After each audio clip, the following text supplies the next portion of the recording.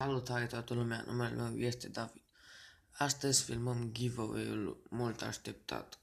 Stai mă, numai atât. Așa. Și da, haideți să vedem. 61, nu este. 20. Cred că este 20. Știu că am văzut 20.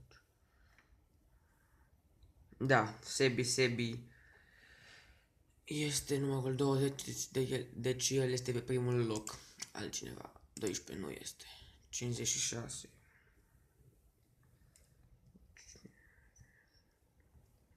Nu este numai 53 care ar fi cel mai aproape, tot 56.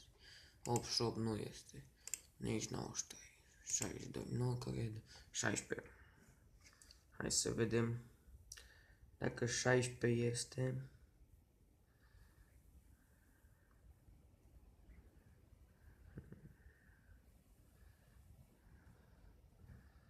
Știu că am văzut 16, da. The Shadow of Smile este pe locul 2. 82, nu, că este 100. 100 este Green Creeper E2.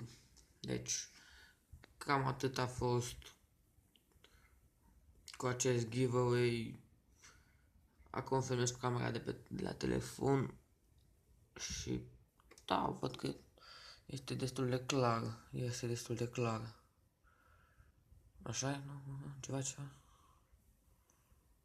Și da, cam atât cu acest video. Dacă v-a plăcut, nu uitați să apăsați butonul de like, nu vă supărați dacă n-ați câștigat și cam atât cu acest video. Pa, pa!